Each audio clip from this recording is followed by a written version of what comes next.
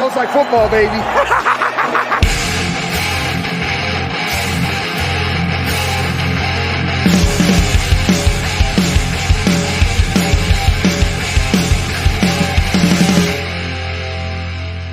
What's going on, everybody? Welcome into another episode of the Fantasy Football Smackdown.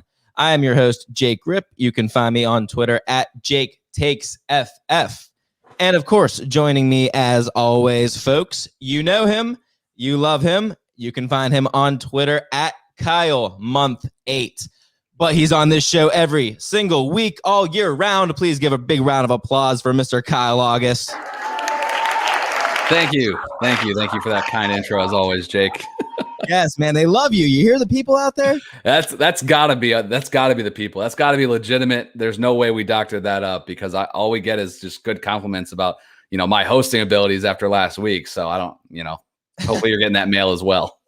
Yes, absolutely. Capacity crowd, and you can tell they're all excited to have Kyle here. You know what? It's been a while since you and I actually did the solo. I don't want to say solo, but just you and I on the show. It's been a lot of guests, and you were off the one day with you moving. So this feels like it's the first time all over again. Yeah, we fired up old YouTubes here, and I clicked. I was like going through. I'm like, oh, I can actually put the Smackdown thing here, because there's just two of us, because we had some great guests over pre-draft, and then we had the mock draft last week. So yeah, I was thinking the same thing before we started up today, because I'm just like, man, it's been a while since Jake and I have just been able to chat a bit. So I'm looking forward to just hanging out with you today as we dive into some rankings here.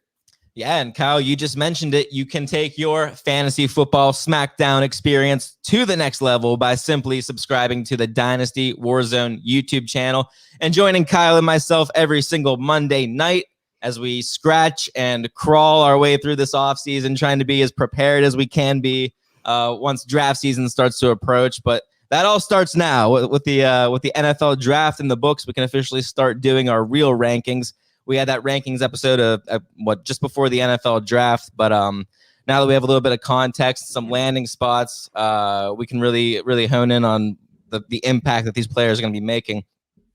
And this episode is all about the impact of the 2021 rookie landing spots. We'll cover quarterbacks and running backs tonight, and next week we'll hit all those wide receivers and Kyle Pitts. Sounds about right. Mm-hmm.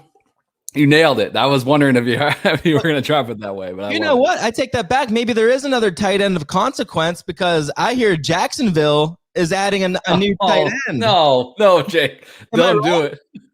Tim Tebow, he's back in the league. Where does he rank, Kyle, in your dynasty rankings? We got Jake ESPN Rip on the case here. My God, I'm so glad that I used to be a big Sports Center guy, and I'm not as much anymore, just because I don't have. It doesn't fit into my schedule now, right? And I used to listen to a ton of talk radio. Don't do that anymore. It's just like I try to listen to podcasts as often as possible. And that is the one thing I remember, like all of the Tebow mania. And I'm so glad that is on away from me at this moment. So no, I'm not diving into that. People are freaking out on Twitter one way or the other. I mean, it's funny, man. It's a good story, whatever. If he contributes, that's great. But like I saw, the Pick Six podcast, which is a CBS football show, not focused on fantasy, but their social media team is awesome. And they always post like funny things like that relates to the news or whatever. And they said Tim Tebow's only target, and it showed a video of him on the Jets. Mark Sanchez drops back. Tim Tebow's coming in motion. Mark Sanchez drops back, throws it to Tebow in the flat, and hits Tebow right in the head, like right in the face. Like this dude. Sorry, Timmy. Like, you should have converted to a tight end, 8 years ago. A little too late here, but dude, the guy brings ratings as far as the news goes. So good for him. Just getting that paycheck. Yeah, I'm sure the move is, or at least the way Urban Meyer pitched it to the upper office guys, was that they want him in there to be more of a locker room kind of guy. Do you think he actually gets any reps out there, though? Or do you think it's more of like a Mets situation where they're like, we'll keep him in the minor leagues. It's cute and all, but we'll keep him off to the side? Yeah, I don't think there's any way this guy even makes the team even. Like, I think Urban Meyer's doing his buddy a favor. It would have been the same exact way as if he brought Alex Smith in, to just be in the locker room. Now they have some young guys on that offense or whatever, But again, like what is Tim Tebow going to teach them? He's not a good quarterback. He's not a tight end.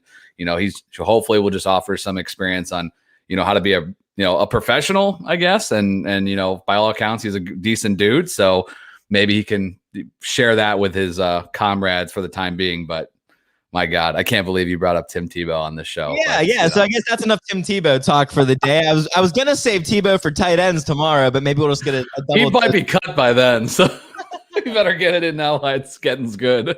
Fantastic. Well, let's get into some of this rankings talk here and see where things are switching up, because you and I were talking just before we jumped on here, and the drafts are running wild, man. People are excited that all the rookies have their teams. I am in a league with you right now where we're drafting with the Australians.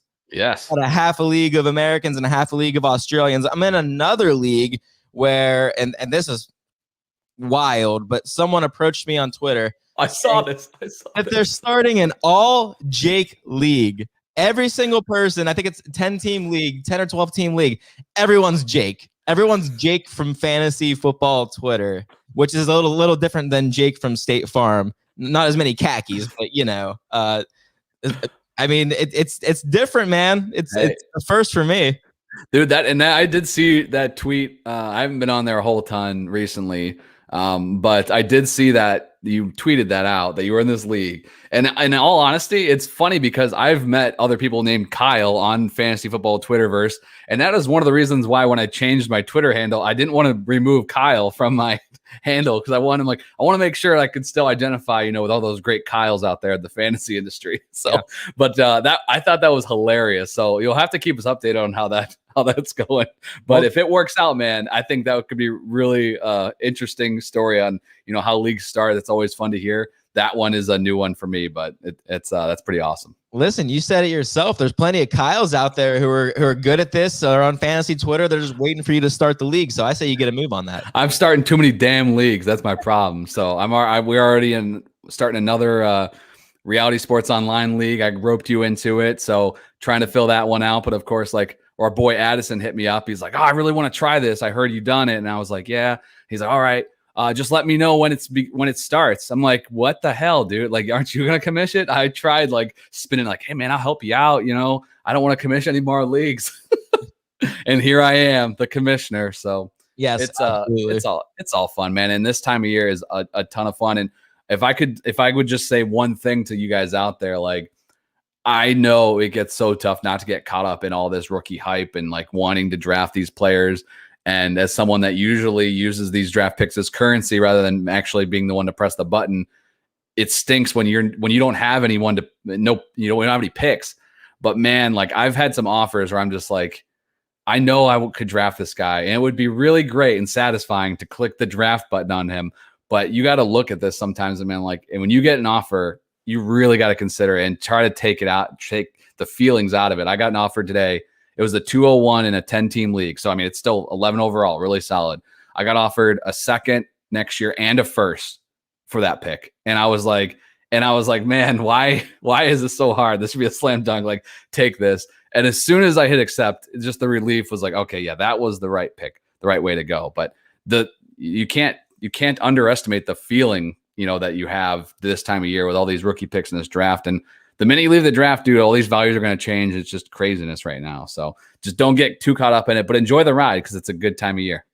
No, yeah, you're right. Right now, rookie fever is just running rampant. You can get a king's ransom right now during the draft. The second you go on the clock, someone will send you their entire team for pick 110. Yeah, and what it comes down to is there's not that much certainty that 110 is even going to be a slam dunk. I mean, we don't know that Jamar Chase is going to be a slam dunk. You didn't hear that from me, but anyways, I hope he is. I've already paid up for him. I hope he is. Let's get into some rankings here. We're talking about rookies. Let's just head right into these rookie quarterbacks, because last time we talked about our rankings, I think we each ranked Trevor Lawrence because we pretty much knew how that was going to play out. But now we got a little more context. We got Trey Lance to San Francisco, Justin Fields to Chicago. We don't know if Mac Jones starts or if there's even going to be a quarterback competition or what's going to go on in New England. And of course, Mr. Zach Wilson joining the Jets. I'm curious right off the bat how you would rank these quarterbacks for seasonal redraft purposes. Let's just assume they all start. Mac Jones is starting. Justin Fields is starting. Zach Wilson is starting.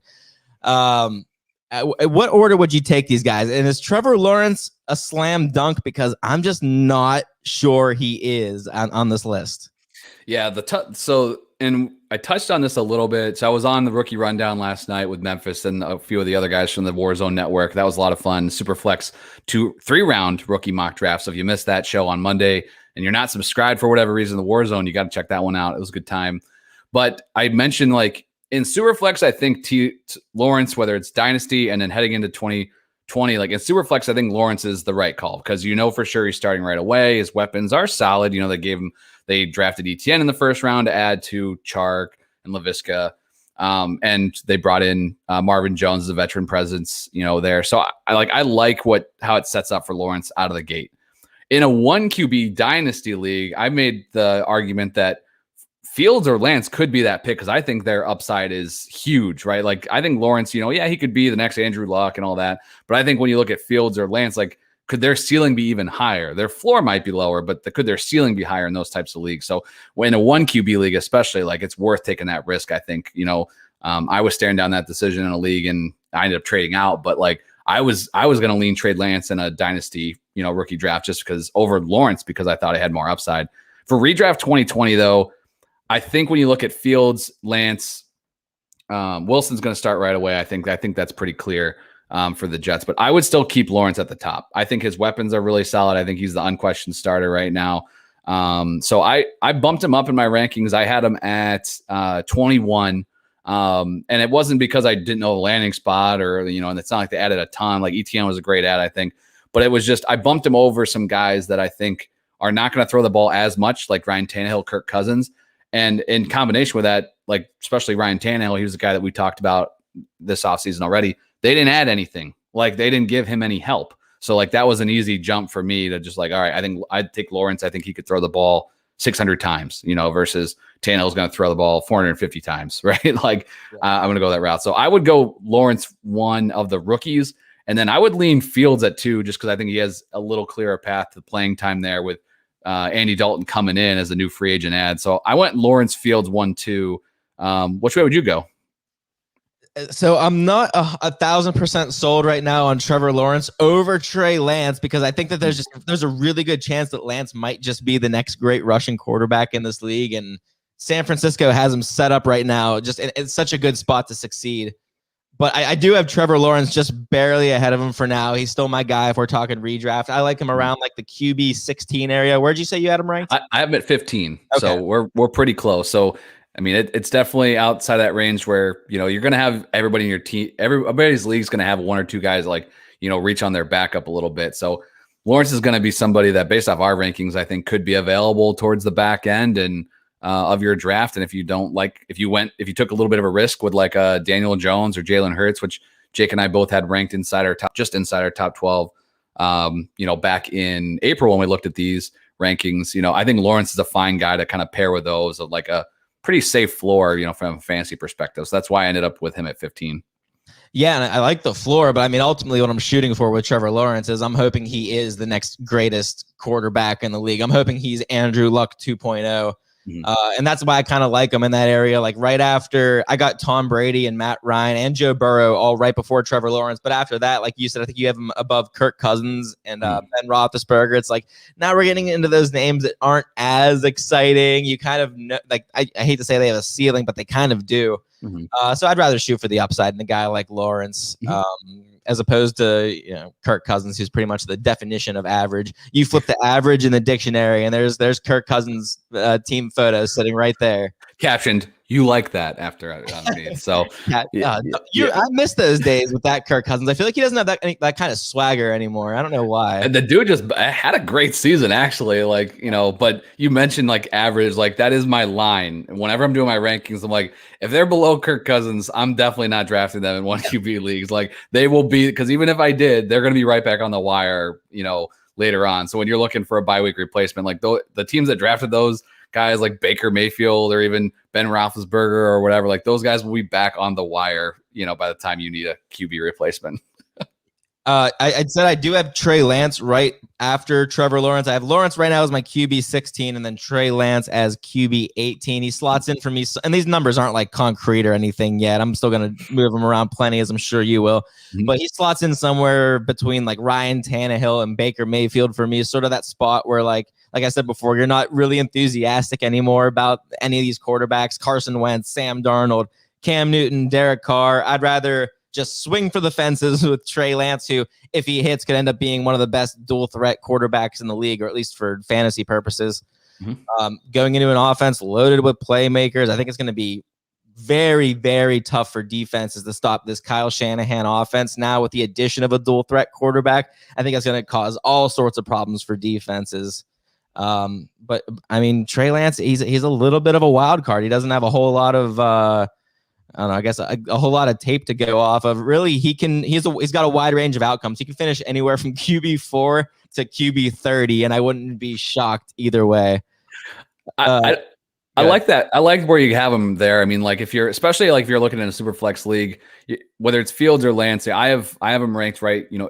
I have Fields at 19, Lance at 24 right now. But I think those are some guys, like if you're in a super flex league, I don't mind taking a shot on those players and then come back. You're going to have to get a QB3 a little. You're going to have to prioritize that, like whether, you feel good about Sam Darnold, whether Tua is still somebody you feel comfortable with as your QB2. Like you draft those guys with the upside where you're like, hey, by weeks 4 or 5 or whatever, maybe they're the starter and then they're balling, right? You're going to have to find somebody to kind of weather that storm through the first month or so.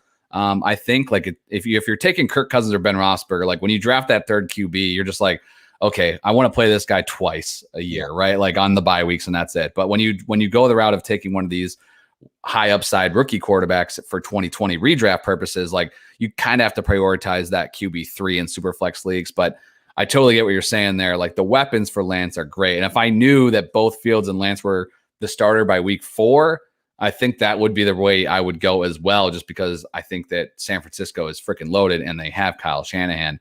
Fields is super interesting to me, but it's like I don't know. I'm not a Darnell Mooney guy. Like just because he's a warm body in an offense doesn't mean that that's a weapon. Like it's A-Rob the end. In Chicago for me. So like that's the only concern I have with Fields, even though we're obviously hoping for rushing production. But like, yeah, I think if it was all even, I would probably be leaning your way. But I think I'd give Fields the edge because I think he'll be the starter quicker. I'm curious, when the Niners selected Trey Lance, did you adjust any of the San Francisco playmakers in your rankings? I mean, it's hard to put George Kittle any higher than he is. But Debo, Brandon Ayuk, do they move up at all with Trey Lance taking over for Jimmy G, presumably? Not for me. And I'm still kind of early on through the wide receiver rankings a bit. We were obviously focused on these today, so I did start those, but when I looked at it, I was like, you know what? I didn't really have a lot of high hopes for Jimmy G. I think Lance does have a higher upside, himself, but from his impact on this, on the pass catchers, like I just don't know what to expect. So I'm going to kind of just ride the fence there a little bit. I think Ayuk has some really nice upside. Samuel's kind of a bye week filler type guy anyway for me. So I kind of kept him pretty stagnant. Like A-Rob, I've actually, I didn't move him up necessarily like up my rankings, but I moved him up into a tier because I was just like, all right, I feel like if he gets Fields, can't be any worse, than where he was at before. So long term, I'm hopeful for those guys, but for 2020, I was still kind of like, yeah, unfortunately, I'm just gonna have to wait and see. And if I land those guys on my team, I'll be waiting and seeing on my team. If they're not on my team, then I'm not willing to take that risk yet, I guess. I've got Justin Fields sitting around QB 23. And, had he been drafted 3rd overall into San Francisco, I think he'd be my QB1 in this class from both a redraft perspective and dynasty as well. Like, I know Trevor Lawrence is awesome. We've all heard that same song and dance, but man, I love the talent of Justin Fields when he was playing at Ohio State. And then the thought of that meshing with San Francisco, it seemed like a match made in heaven. I still thought, even when they were getting ready to announce the name at the podium, I was like, they're going to go Justin Fields here. They're not going to take Trey Lance. They're not going to take Mac Jones. It's going to be Fields. But no, here we are. Justin Fields, now a member of the Chicago Bears. It's really not the worst situation that Fields could have landed in. But like you said, the big headline there is that Allen Robinson appears to have finally found himself a competent quarterback. Allen Robinson was my wide receiver 17, and I am going to be bumping him up a couple slots. He is now nestled in comfortably as my wide receiver 13, splitting up the Minnesota boys right between Justin Jefferson and Adam Thielen. But I mean, if Justin Fields is that guy who's going to unlock the true potential of Allen Robinson, because he's had nothing but stinkers. You know the Allen Robinson story. He's going back to college. He has never had a half decent quarterback. Like we were talking about Andy Dalton being the best quarterback that he's ever had. Yes. Until they moved up and got Justin Fields. But if Fields is the guy that ends up unlocking this new more elite Allen Robinson, then wide receiver 13, where I have him, is going to turn out to be an absolute steal in fantasy drafts. I wish I would have wrote this down. You had Allen Robinson higher than me in our rankings. I don't know off the top of my head, but would you move him up with Justin Fields as the new quarterback? Fields is the guy under center. Yeah, I have to double back through. I don't have it in front of me exactly where he's ranked number wise, but for me, he was kind of in that before this. He was in that high upside wide receiver 2 tier. For me, he finished as a low end wide receiver 1 last year, which obviously really solid. The target numbers were unbelievable, but there were just more guys I liked as far as upside. If I had put my money on it, I still would have had A-Rob, as a top 12 guy. But there were just a few guys where I'm like, man, I think these ceilings are a little bit higher. But now with Fields being there, I bump him into that tier. You do have him as wide receiver 11. Oh, so there we go. So I think for me, it just tier wise, he jumps into that. He solidifies himself into that. He's a wide receiver 1 for me this season. He's got that upside with Fields. So it's definitely more exciting, than knowing that Andy Dalton was going to be throwing him passes. So what about Mac Jones? Let's play with the hypothetical that if he is the starter. Well, first off, what are the actual odds that you think that he actually ends up winning the job in camp? Like, as of now, I'm going into this thinking it's Cam Newton all the way. Mac Jones is probably not playing at all this season. That's the way I look at it. I don't think that's the right move because my take on Cam Newton. I think he stinks. He does stink. And Mac Jones can only be marginally worse. But how do you think they're going to approach this heading into the regular season? Yeah, I think it's a pretty small chance that he wins the job out of the gate. And what they like Cam, them bringing him back, even though that when you look at the money out, it really breaks down. It's not a ton. I believe it was $5 million guaranteed for him this next in 2021. But they had the option to just not bring him back at all, and they could have gone other routes. But they decided to bring Cam back in.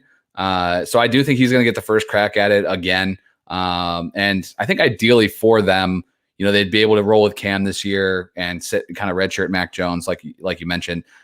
So I think it's pretty unlikely that Jones gets the starting job out of the gate. With that being said, I would still be drafting him in super flex leagues, and put him on the end of my roster just to see. I know the NFL schedule comes out later this week, and I mean, for some ungodly reason, ESPN I think has like a 5-hour, telethon or whatever to share us, to just release the damn schedule. So we'll see where the New England bye week lines up. But what I usually like to do with teams that have young quarterbacks coming in is if there's an early bye week, sometimes you can kind of target that as hey, if they want to make the switch here, if they have a week 5 bye or week 6 bye week, maybe they see where they're at after those first 4 or 5 games, make the switch at quarterback, give them 2 weeks to prepare as the starter, and then roll them out there. So we'll see how it plans out for New England schedule. But yeah, Mac Jones is, of the 5 quarterbacks, he's the one that I'm least confident in him seeing, playing time in 2020. Well, I was going to talk another second about Mac Jones, but that's a beautiful segue into Zach Wilson, because through this entire draft process, man, I've failed to understand what it is that makes Zach Wilson so special. I never thought he was the right pick at number 2 overall, even though it appears he's been the Jets guy the entire time, no doubt about it. I don't know, man, if it's the pretty boy vibes that he gives off, or if it's the false sense of confidence when he goes out on the NFL draft stage and he starts hooting and hollering about how he's going to take the Jets to the Super Bowl. And I mean, yeah. I don't know, man. But I know that Adam Gase is gone, and it's going to be a full new regime. But it's something about that green jersey, man. You throw on that green jersey, and I get nervous. There's nothing that sticks out to me on his tape. Again, I'm not a film watcher, but I just don't see what that X factor is that makes Zach Wilson the number 2 pick in the draft. I don't know why he's the guy over Justin Fields or Trey Lance or even. I mean, I don't know what he does better than Mac Jones. I mean, there's going to be a lot of college guys that are going to come after me for that, but I don't get it. But second overall, I mean, I've got him right now as like QB. I actually wrote QB 30-ish. But I'll be very surprised if I end up taking the L on this one. This has major Sam Darnold vibes from the past couple of years, if you catch my drift. What do you think about Zach Wilson? From the standpoint of comparing Zach Wilson now in the Jets to, the quarterback situation and what the Jets were in the last few years, is the Jets have already done more for Zach Wilson than they ever did for Sam Darnold. Mims never really got going last year. He was a second round pick. I get that. But, bringing in Corey Davis, on a pretty decent free agency contract was a solid addition. Him coming off, he can come in and be a 2. But then also landing Elijah Moore at the beginning of the second round gives him another weapon. They've added on that offensive line as well, trading up into round 1 to get an offensive lineman around him. So I think I like, where he's at better than if he had, been forced to play with what this team looked like in 2020. But I agree with you. I don't think it was really weird, from the outside looking in, like, of all the debates that we all had about what San Francisco was going to do at 3, like, it was just Zach Wilson forever at 2. Like, no one ever decided that they should have checked on somebody else. So I agree with you from there. And that's why I think it's like in dynasty leagues, it's super flex. Like when you have that, 104 we were talking about before the show, like that 104 to 106, like Wilson is just like the safest probably because he's a quarterback and quarterbacks are really hard to get, but like his upside is not anywhere near Lance and Fields, and that's why he's the QB4 in dynasty rookie drafts right now. And for 2020, he is just a guy that he's going to start right out of the gate. I feel like his weapons are solid, but he's still a rookie. So I have him ranked as my QB 30. I have him right behind guys where Derek Carr, Jared Goff, Sam Darnold, Tua is actually a couple spots ahead of those guys. But like, I think he's going to end up being like Derek Carr-ish, and if he gets to be Kirk Cousins, that would be probably really good, for him. But I think like even on his best day, he's probably going to be, borderline low end QB2. So for his rookie season, with some nicer weapons, but still not an elite, like dominant one, like an alpha, right? It's not like they brought in Kenny Galladay, for him. So that's why, like, for me, it just caps his upside. Again, he's a guy that I think if you took like back to that same scenario earlier, like if you took Fields or Lance, you want to prioritize that QB3. If you took like a Cousins or a Roethlisberger or a Tannehill as your QB2, Wilson's a guy that I'm just targeting to be like, hey, he can play twice a year for me, and I have that little bit of depth at my QB3. So he's not a guy that I'm targeting in super flex leagues or anything like that. I just see him as he's a starter. He's going to play a lot. But that's really where he's at for me. Yeah, you spoke to the weapons being like such a big improvement, and they're helping him out there. But I mean, just the coaching change alone has to be enormous. I mean, Adam Gase, the fantasy killer, the career killer. I mean, he just wasn't going to get it done. And you know what? I haven't been following. Does he have a job somewhere else now? I don't think so, but I mean, I'm sure we would have. Whoever hired him would just get mocked out of the yard. You know what I'm saying? So, like, I'm pretty sure he hasn't been hired anywhere. But you never know with these guys. I mean, Freddie Kitchens got a job last year, so I mean, yeah, I don't know. Adam Gase's track record is really going to start. I feel like it's going to start following him around at this point. It's not looking as good as the Peyton Manning days. But moving on now. That's enough Jets talk for the day. How about a little bit of Eagles? Jalen Hurts, man, he survived the draft. We can put an end to all the doubt. He is the Eagles starting quarterback. And not only is he the starting quarterback, but Philly went out and they got Jalen, his old teammate out of Alabama, Heisman Trophy winner, Devonta Smith. And I thought it was funny how, and I'm sure you've seen these videos, Kyle, but both Jalen Waddle and Devonta Smith were asked which quarterback they prefer between it was between Tua and Mac Jones, and they both deferred to Mac Jones. I don't know if Jalen Hurts' name was on that conversation, but I feel like it's like super awkward how Devonta Smith ends up going with Jalen Hurts, and then Jalen Waddle goes with Tua. It's like, ouch, man, ouch. Yeah, that's always, it's always funny to see when those things come back around. You're like, oh shoot, yeah, he did say that. So I have Jalen Hurts as my QB 10 right now, man. Big time praise. I'm all in on this guy. He's already the QB 11 in our consensus ranking. So can you possibly rank him any higher? Because I don't think I can push him any higher than he is. yeah, I didn't move him up. I have him at 11.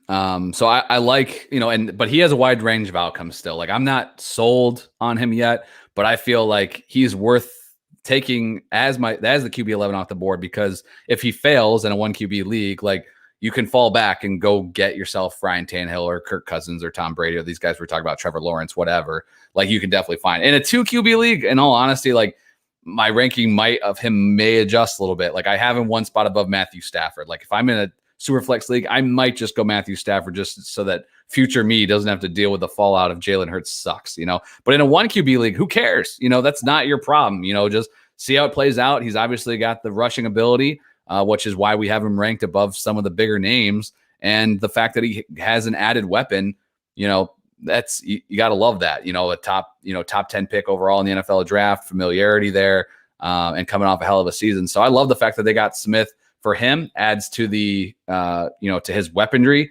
And, I hope that they make that connection right away, because we all want to see, some sort of pass catcher for fantasy purposes. But yeah, Jalen Hurts made it through all this long process and is still a guy. So you got to have him in the top 12, in my opinion. Prior to the draft, man, I had Matt Ryan as my QB 14, but now that just seems way too low. You and I tossed around this hypothetical a couple shows ago, I think, where, let's say Atlanta makes the move on Kyle Pitts at number 4 overall. What does that do for Matt Ryan? And I don't know what your take ended up being on that, but I felt like, it's got to push him up, right? When you zoom out and you see that Matt Ryan's dishing out the ball to Julio Jones, Calvin Ridley, and Kyle Pitts, how does he not just automatically throw for 4,500 yards, 5,000 yards maybe? I just can't see a scenario where, with this kind of weaponry, Matt Ryan doesn't finish as a QB1. And on top of those weapons, Atlanta's still going to end up rolling out this terrible defense that they had last year, that's going to keep them throwing the ball on offense. How much can we expect Arthur Smith to end up leaning on the run game when the depth chart pretty much doesn't go any deeper than Mike Davis? I expect big seasons from Ridley, from Julio, and Pitts, but the Pitts addition is enough for me to move Matt Ryan ahead of Tom Brady and Matt Stafford and Daniel Jones. I slid him in front of Danny Dimes too, but ultimately I'm ready to be disappointed as always. It's just another year in Falcon fandom, my friend. But where do you have Matt Ryan? Did he move up at all when they took Kyle Pitts? Yeah, he was the biggest mover for me right now. And part of it was because I had Deshaun Watson, who I just eliminated from my rankings pretty much. The Aaron Rodgers thing, I actually put Matt Ryan one spot above Aaron Rodgers as of right now, just because if he's in Green Bay come August, I think Rodgers will go back above him. But I ended up moving Matt Ryan all the way up to 8. I think that, I think that the weaponry is, there we go. That's all those Falcons fans sipping on their $4 sodas. They love it. You're on fire. I really, I'm back in, and we talked about a month ago when we went through these rankings, and I'm like, I'm done with Matt Ryan. Screw that guy. I'm tired of his 7, point games, and I'm done with the dude. But now he's got Kyle Pitts. He's got, 3 great weapons as long as Julio stays in Atlanta and everything else kind of pans out. I like, obviously him adding that weapon to this offense. They're going to be chasing points a ton. Like you said, they did nothing at the running back position. I don't think there's any reason they need to prioritize the run game here, and I don't know that they'll be able to. So I moved him from that little statue category we talked about in the past with Brady and Stafford.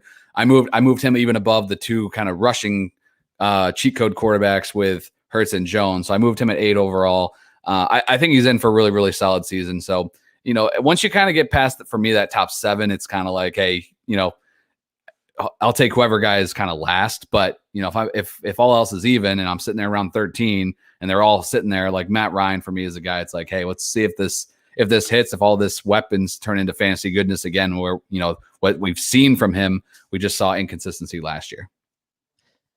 I have one more quarterback that made a big jump in my rankings, and this might seem like a little bit of an overreaction. I mean, I'm going from QB 16 all the way to QB 11, It's Joey Burrow. Mm. Like I said, you might think, okay, overreaction. All they did, they went out and they got themselves a wide receiver. But Kyle, this is not just any wide receiver. And I'll spare you from reading off Jamar Chase's LSU stat line when he was last catching passes from Burrow. But just trust me that it was absolutely nuts, off the charts. We saw Burrow attempt 40 passes per game as a rookie, and I still just cannot get over the thought about those targets being distributed between T. Higgins on one side and Jamar Chase on the other. Let's not forget that T. Higgins is a freaking animal. He's going to drop down a lot of people's rankings. He's going to be drafted probably later than he should be, but what he showed as a rookie was, I don't want to say phenomenal, because I feel like the word phenomenal was kind of taken by Justin Jefferson, but he had a good season.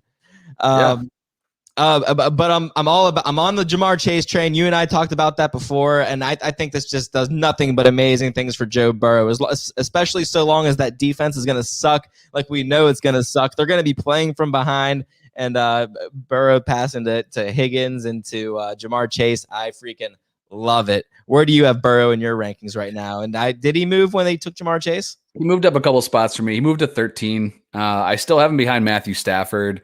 And again, like I stare down at 10 and 11 of my rankings. I have Daniel Jones and Jalen Hurts, and I just feel sick looking at those guys, because I'm like, man, I don't like them as NFL quarterbacks. But the rushing makes such a difference. And again, maybe like if we're sitting here 3 months from now and Burrow is like, he's out there doing everything he should, he's going to be in line to be, if they're saying 100% by week 1, then I'm in. And in Superflex, I'd probably take him over those rushing quarterback guys just to feel a little bit safer about what I have there.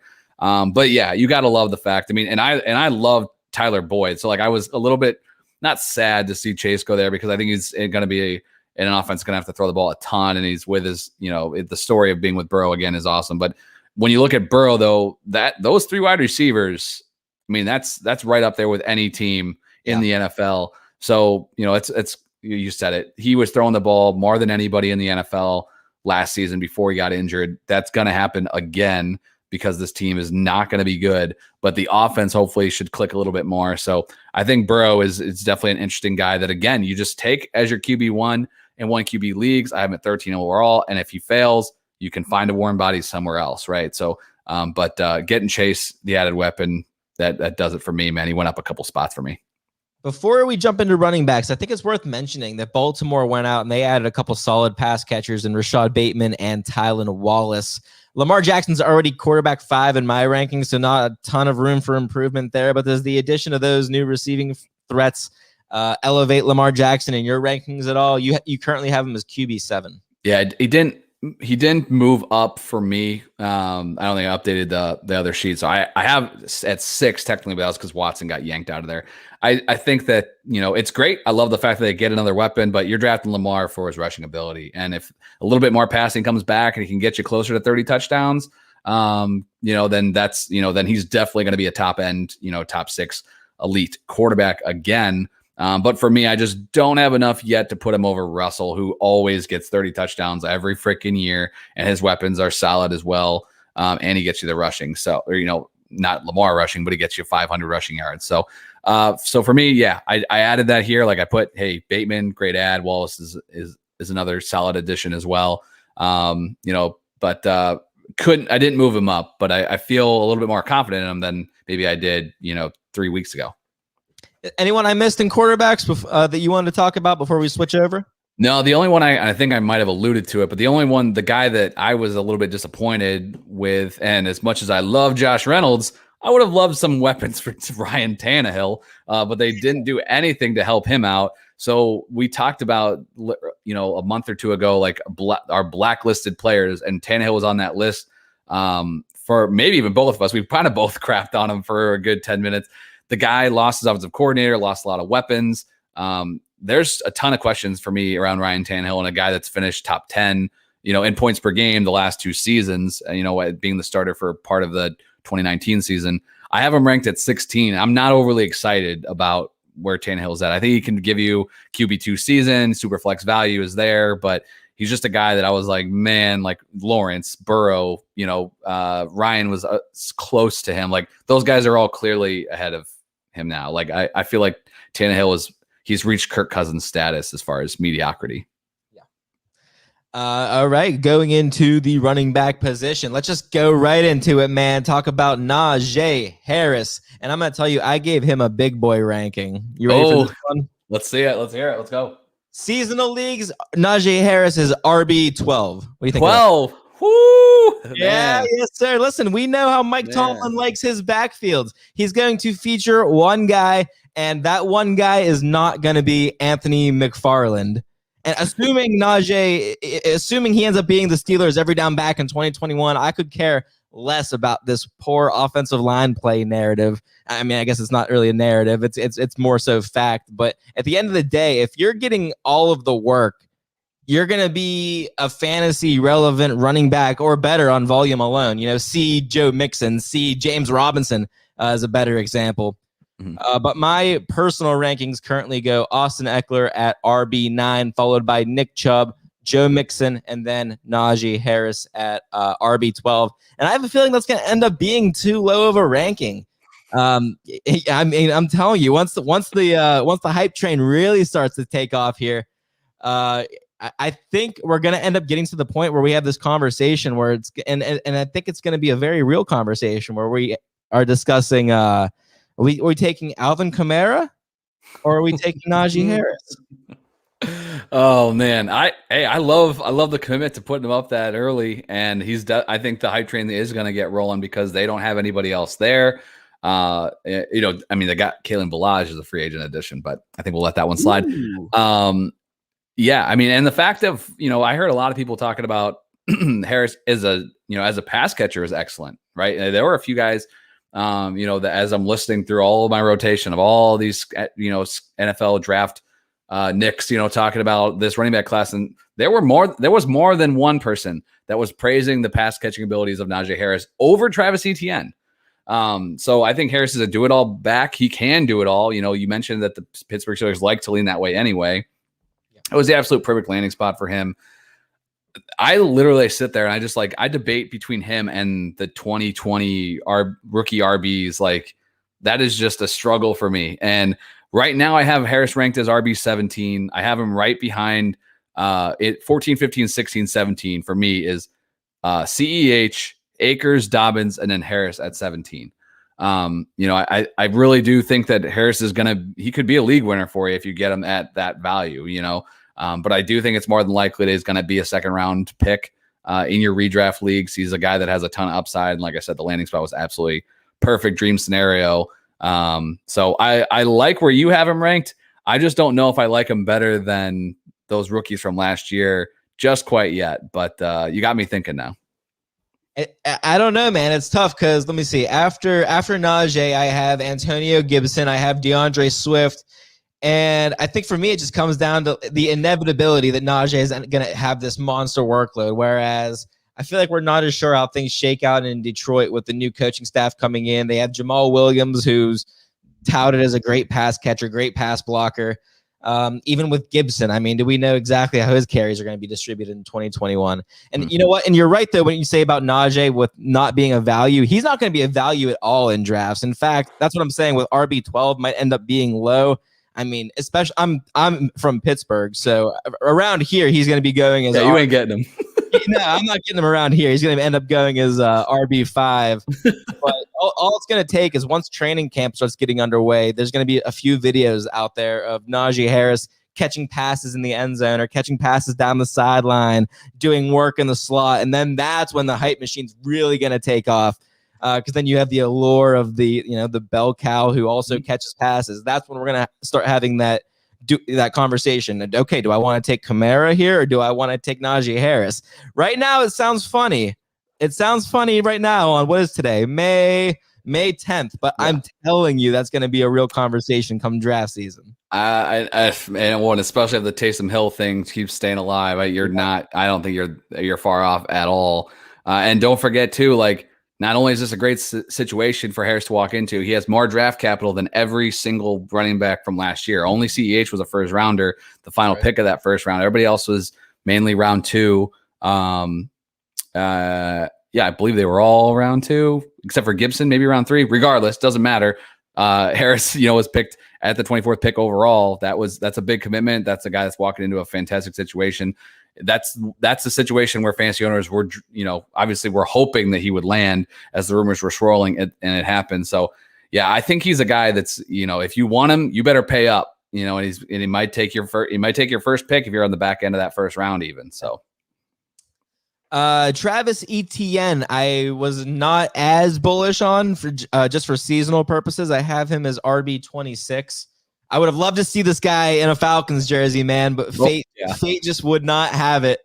I've talked on this show before about how I feel about drafting rookie running backs in seasonal leagues, but just to refresh everyone's memory, or for anyone who may have missed that show, we had one of the most talented rookie running back classes in recent memory in 2020. Guys, Jonathan Taylor, J.K. Dobbins, Akers, who am I missing? C.H. Gibson. Even though all these guys ended up showing out at the end of the year, they were terrible they were cancerous for your fantasy roster for the entire first half of the season. Through the first 12 weeks of the season, Jonathan Taylor, he surpassed 60 rush yards just twice. Same thing for Cam Akers through 12 weeks, just 2 games over 60 rushing yards. Through those same 12 weeks, Dobbins saw double-digit carries just 3 times. It's you talked about it's real easy to get all hyped up, and you're not going to hear any arguments from me as far as Travis Etienne being the better talent over James Robinson. I already saw someone on Twitter today posting a thread about how it's not even going to be a competition in camp. He's way better. You've got undrafted free agent James Robinson. It's not even going to be close between him and first round talent Travis Etienne. That stuff doesn't matter to coaches, man. And we saw it last year. And I talked about this a little bit last episode we did, but I think it's similar to the situation with Jonathan Taylor and Marlon Mack, where it's like, okay, we obviously know that Jonathan Taylor is the superior talent to Marlon Mack. I don't think anyone's going to dispute that. Yet for some reason we see them roll out Marlon Mack. We see them roll out Nyheim Hines even after Marlon Mack went down. It's just how it goes in the NFL, man. These rookie running backs, the coaches like to see you pay your dues, and it's rare to see these guys just come in and get immediate opportunity. And I think that's going to be that rare thing that happens with Najee Harris, but I don't think that's the situation with Travis Etienne. So I'm excited to own him in Dynasty because, I love the talent. I love the pass-catching upside. I love the Jacksonville franchise as a whole, what they're building on. If he's going to be tethered to Trevor Lawrence for the foreseeable future, I love that. But for this year, I mean, look what I should have brought up DeAndre Swift's start of season stats. Not good. Yeah, they're not good. Not good. I think we could see something similar like that to Travis Etienne this season, where there's gonna be a lot of people who start Travis Etienne in week 1, and then they're crushed when James Robinson goes out there and he ends up taking 60 to 70% of the carries. But then, I'll be the guy who ends up picking up Travis Etienne week 7 when you drop him on the waivers. It's just, I think I'm going to be hands off for the most part as far as drafting goes. It's hard to get excited about the rookie running back who's in an RBBC. Where do you have Travis Etienne ranked for seasonal? Yeah, and for me, there's really there's 19 running backs that I really like, and I mentioned Harris at 17. I got Carson at 18, Miles Sanders at 19. I feel really good about that. And then after that, it's like you get in these backs. I'm just like, man, I don't want them. Their price tag is going to be too high. They're just going to be taken in your 3rd or 4th rounds because there's just no one else there. And, sometimes, you just got to bite the bullet and make sure you have bodies. But I actually have ETN at 21. I am concerned of the fact that he's walking into a situation that's a little bit more crowded than some of the other landing spots that would have skyrocketed him up these rankings. He'd be right there with Harris for me if he landed in in Atlanta or even New York with the Jets or in Arizona. I would have, Arizona's a little bit more crowded, but still to land in Jacksonville with Robinson. I think that when you're looking at ETN, he could be a guy that maybe are we looking at a Kamara Ingram type scenario where, they both saw a lot of touches. Obviously Kamara was extremely effective, with his limited touches. Can Etienne do that? He was drafted 25th overall for Jacksonville's sake. I hope that he is super uber efficient and can do it on, not needing, 225, 230 carries in a season. So I do think there's a world where these guys can coexist. But then that probably means that the upside's capped with ETN. I don't know if he has RB1 upside. I know he doesn't have RB1 upside like Harris, heading into 2021, but can he be an RB2? And I think if I take him there, I would draft him as the 21st running back off the board in redraft leagues, only if anything, just to say like, hey, I think he has a little bit more upside than the rest of these guys that, yeah, they're probably going to finish between RB20 and RB24, but that's not a difference maker for me. I might be able to find that somewhere else.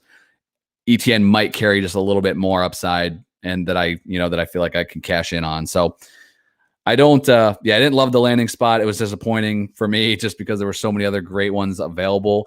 But I do think this kid's got a lot of talent, and I think he's worth a low end RB2 price. But even though they're close in rankings, only 4 spots apart, there's definitely a tier gap for me between, these 2 rookie running backs. Prior to the NFL draft, I had James Robinson as my RB12. He has taken a plummet, my friend. I've got him now banished into RBBC land on my rankings. I slid him right behind Josh Jacobs. He's now my RB25. Where do you have James Robinson now? Oh, man, you were still nicer than me. And I had Robinson at 17. So I dropped him 15 spots. I have him right now at 32. Oh, the dagger. Dude, but I do feel like, and I own James Robinson on some dynasty leagues, and I just held out and even didn't listen to people like you that told me to sell him off. And I'm definitely out value. But I do think that there, again, is a world where these guys can coexist. I do think that there is an opportunity for Robinson to try to prove his way with this coaching staff early on in the season, and could return some nice games early on. And, I mean, sometimes you get caught up in the fact of like, when you draft this team, this sure as hell ain't your team the whole year, in redraft leagues. And, who you thought it was going to be your starter all year that doesn't always work out. So sometimes when you draft a guy like James Robinson, you're like, shit, if I could get 6 weeks out of you as my RB2, man, that's freaking awesome. And if it falls off the cliff and ETN takes over, like, hey, it is what it is. That's future me's problem. I got to figure that out at that, later on. And hopefully there's somebody else that broke out at the running back or flex position or whatever. So I think Robinson isn't dead, but he's definitely just doesn't. It's concerning when you're comparing the draft capital and everything. But the one thing that I will give Robinson over some of these guys that get supplanted by rookie talent that comes in is Robinson did it all last year. He showed himself as a great pass catcher as well when given that opportunity. So even though I do think might be a little bit more cut and dry that ETN is, more of the passing downs back, and Robinson, maybe it's more of his work on those early downs. Like, if it comes down to it and Robinson needs to step up and take on a full workload, due to injury or whatever, he can definitely do it. It's not one of those situations where, it's always going to be 2 backs. If ETN's out or not, or, being worked in very, very slow, you're going to see Robinson in, on all 3 downs. So I didn't bury him, but I apparently put him a little bit lower than you. So we'll see. But, it sucks because, man, I would have loved to have both those guys in my top 20, on different squads. But here we are staring them as both as Jaguars. You know who else has been banished into RBBC land? I'm guessing Melvin Gordon. Melvin Gordon and his RBBC partner, Javonte Williams. I've got Javonte right now around, again, I wrote RB 30-ish, just somewhere in that ballpark. Man, this was a confusing pick by Denver, a frustrating pick by Denver that I don't think anyone really saw coming. But now Javonte joining Melvin Gordon in what looks like is going to be Denver's 1-2 punch on the ground.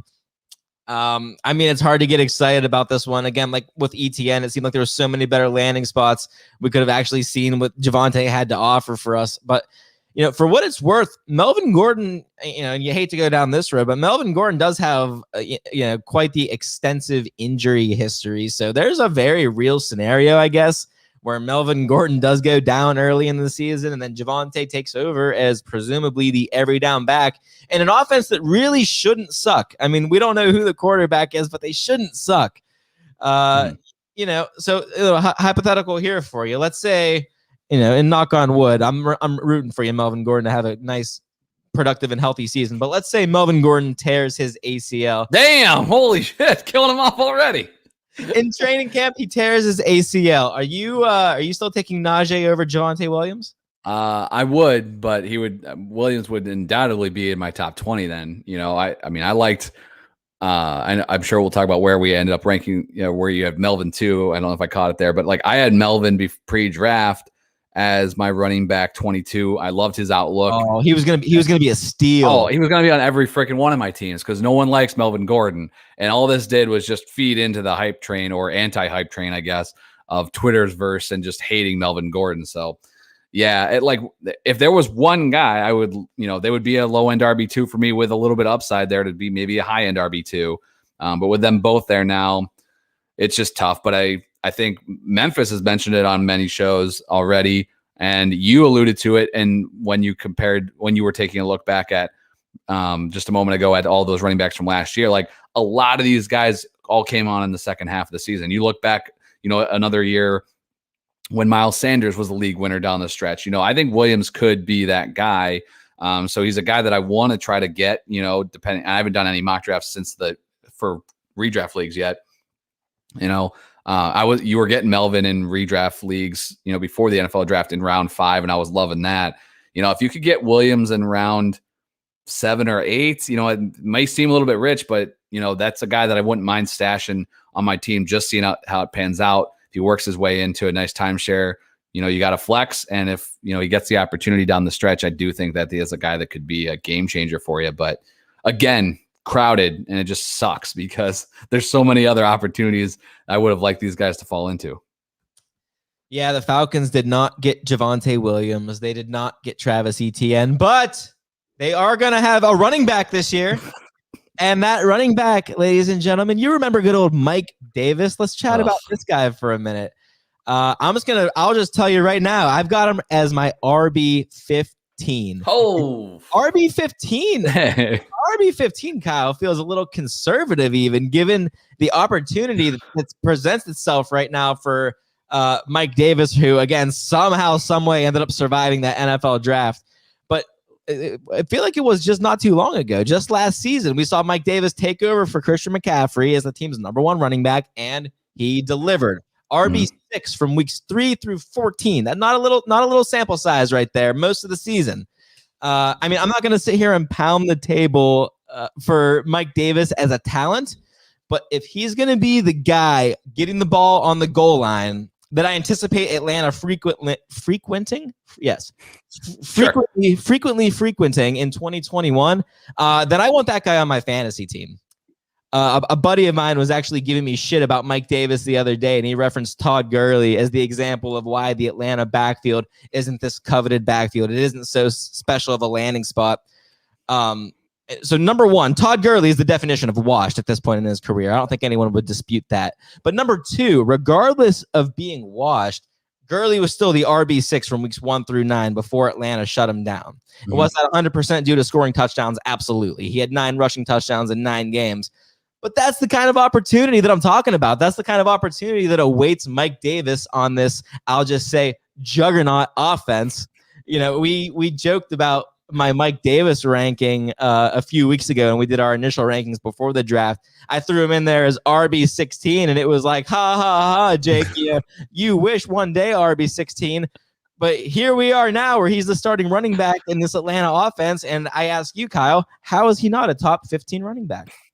He's not for me. I had Harris at 17, and they're a tier apart. So I've taken all the sophomore running backs over, except for Robinson, obviously, over Mike Davis. So there's 5 guys right there that are going to clog that up. So now you only have 10 spots remaining, and I just think there's obviously a ton of talent at the top, which pushes them down. Davis is that first running back I talked about. I have 19 running backs I really like and I'm excited about. Davis is at 20, ETN 21.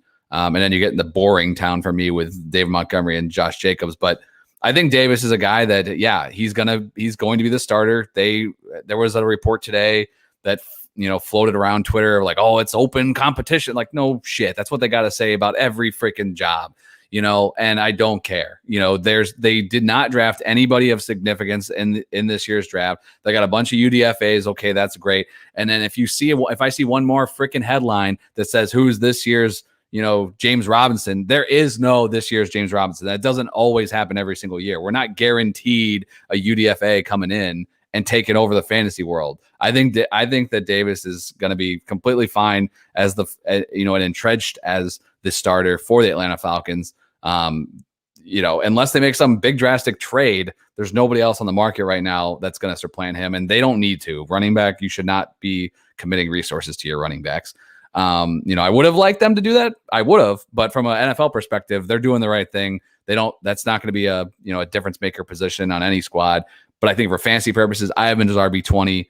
I do think 15 is a little bit rich, but I definitely see where you're going there. And I bet you that you're going to get him at good value, unlike what we were talking about earlier with like Harris. You're going to have to pay up and pony up. And if he doesn't hit, then you're out. I think Davis is going to be priced at, it's going to seem a little bit high, just because his name's Mike Davis. But if he doesn't hit to that level that he did last year, you're still fine. The value is going to be right there. So I like him there inside, just inside the top 20, I guess, at RB20.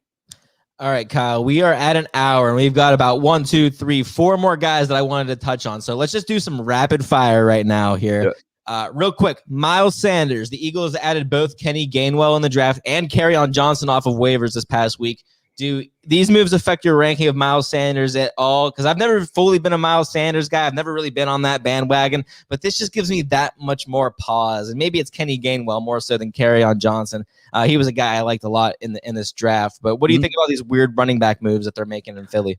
Yeah, I always kind of feel like Sanders is like maybe, and I don't know, maybe it's just the stigma of the Eagles over the years, like that's going to be a committee. He's not going to get Joe Mixon-esque work. Which feels weird to say, but like that's kind of how it's played out so far with Sanders. That's why he's the last running back for me in that tier of guys that I like. If Miles Sanders is my RB2, I feel great about that. I don't think he has the upside that a lot of people see in him. And adding these bodies kind of just this is what the Eagles do. So I didn't move him down. I kept him right where he was actually, but I didn't see any reason to move him up. That didn't help.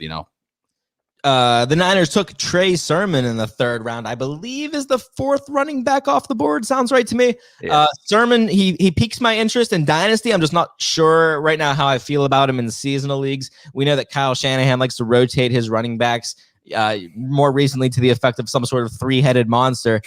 But do you think there's any scenario outside of an injury to Raheem Mostert where Trey Sermon finds his way into like the top 25 running backs this season? And no, not on the season. I think that he's going to, like, if he is the guy, whoever the guy, it doesn't matter who it could be. Jeff Wilson, it could be Joe Smith, it could be generic name Jim. If he's the running back for the San Francisco 49ers, he's a top 24 running back because that's just what they do. But there's just so many bodies, and that's what they do. They drafted another running back in this year's draft as well. So if Trey Sermon right now is hotter than any player coming out of this rookie class, it feels like, in these rookie drafts, I feel like if you got him, sell him now. I don't know that he's ever going to be as good as what he's going for. But for 2020 value, Sermon's he's outside my top 40. I just think that there's a lot of people there. It's great. His rookie or his long-term value in Dynasty is definitely there because a lot of these guys are no longer going to be on the Niners after this season with Mostert and Wilson and those. And so it's going to open up. But I just think there's not enough draft capital there for me to feel confident that hey, Sermon's getting plugged in. So at some point on a week, certain weeks, yeah, he could be the guy. But on the season, he's not even near my top 30. The Jets passed on Javonte Williams, but they took the second half of North Carolina's 1-2 punch when they selected Michael Carter in the 4th round. And that's pretty much the end of the line for me with rookie running backs that draw my interest in 2021. That's kind of where I'm going to draw that line in the sand. And I like Michael Carter as a player, but I'm, like I said before with Zach Wilson, I kind of struggle with the thought of rostering a Jets running back. It's just that whole allure around the idea of it. But in all seriousness, I'd imagine that Michael Carter has a pretty solid odds of winning the starting job over Michael Pirine, or is Tevin Coleman still on that roster? Yeah, technically. Yeah, technically, this looks like it's going to be Michael Carter's going to get a chance to run away with this job. And I mean, if it's his job and they announce him as the RB1, where do you like Michael Carter in seasonal leagues? Yeah, I have him right now. I'm at RB34, but that's definitely going to change because I have a lot of these running back. I have these backfields that I'm a little bit uncertain. I have Fournette up above him right now. I have Melvin Gordon above him right now. I have the Cardinals guys technically ranked above him. some of those will kind of work their way down because I do think Carter's going to be the guy there. He's going to get the lion's share of the work. I don't see the upside, with him. Like if Javonte Williams was there, that I'd be treating this completely different. I think Carter's a guy that he's just going to see a ton of touches. Volume equals production in fantasy. That's great. So he's a guy that you have to pay attention to. But I'm not overly excited about him. And like you said, it's weird to be considering Jets. And when you're looking at these rookie drafts right now from a dynasty perspective, you got 3 Jets going like the top, 18 overall. It just feels so gross and super flex. But Carter is going to be a guy that I think out of all of the Jets rookies, he's going to have the most impact in redraft leagues this year. And, and I think rightfully so drafted, as the highest Jets player off the board. The last player I've written down here impacted from the 2021 rookie draft, Myles Gaskin. I had him previously ranked as my RB28 prior to the draft because I was just anticipating Miami using some of that early draft capital on a running back. It seemed like the move to me. But it looks like they're fully prepared to let Gaskin be their guy in 2021. So that being said, I'm going to have a hard time keeping him outside of my top 20. What do you think? Yeah, I had him at 28 as well. I moved him up a few spots. I have him at 25. Yeah. And he balled last year. Like at those last few weeks, man, he was so good. Yeah. So like it's tough. Like and we can only assume that offense is going to be better. Yeah, exactly. I mean, they added some weapons. You would hope, that it should be better. I don't know. I just those situations where I guess I haven't really just come to grips with like, why didn't you just add somebody here, right? But I like Gaskin way above Michael Carter. I think that's clear cut. And he's going to be a guy that's going to get touches, and he's shown that he could do a lot. For as far as he's not just a first and second pound into the the line and get 3 yards type of guy. Like he can contribute in the run game, in the passing game. So yeah, he's just outside the top 24 for me, but he's definitely a guy that I'd like. If I'm walking away and I committed some resources to wide receiver early, and I get Gaskin in round 6 as a flex, I wouldn't mind that. But unfortunately, I think people will take him a little bit earlier than that. Tell me this, Mr. Kyle, month 8. Did I forget any running backs? No. I mean, honestly, I kind of alluded to it, but like the Cardinal situation was one I was kind of hoping got addressed. It didn't. So that was another situation where I kind of moved some guys up just by default because they didn't add anybody. Same that Houston didn't have any draft capitals. I wasn't really expecting them to do anything either. Even though they still took a QB with their first pick and then took a wide receiver with their second pick. But they didn't address the position either. So David Johnson, Phillip Lindsay, live another day. There's a lot of these names that are going to seem very boring, but someone's going to come out of this job and be a flex option for you, at least for the first few weeks of the season. So we'll see how those ones shake out. But yeah, as of right now, man, I think you nailed them all. Those were the guys that I think were most affected, and some I was really disappointed, but excited about others because I think, like you mentioned with Harris, we got a potential RB1 now added to the fold. Well, tell you what, I'm excited next week to get into the wide receivers and a little bit more Tim Tebow talk. I'm hoping at the top of the hour. I'm hoping he survives to next week, to be honest. But man, if you're watching on YouTube, I believe our boy Memphis is going to be recording the Warzone a day early, so he's going to be on here later. So if you're watching us live, keep hanging out on the Dynasty Warzone YouTube channel. Hit that subscribe button if you haven't already. Turn those notifications on. You'll get alerted to when Jake and I are booting up on Monday night, usually around 7 o'clock Eastern time. We are a little bit earlier than Memphis, burning that midnight oil over there on the Warzone. But again, stay subscribed. Appreciate you guys checking out today's show. Like Jake said, we're going to be back next week talking wide receivers. I think there's a lot of interesting names because I think unlike some of these running backs, I think some of these wide receivers they're not going to be as high. They're great dynasty picks right now. And we're pumped to draft on rookie drafts. But when I was going through some wide receiver rankings, I'm like, man, we're going to have to kind of go down the board a bit for me anyway, when we're talking about these guys. But yeah, man. So looking forward to that. Appreciate you guys. You can follow Jake on Twitter at JakeTakesFF. You got to do that. That way you can keep up to date with all his Jake leagues. You can follow me on Twitter at KyleMonth8. We'll catch you guys next week for some wide receivers and tight ends.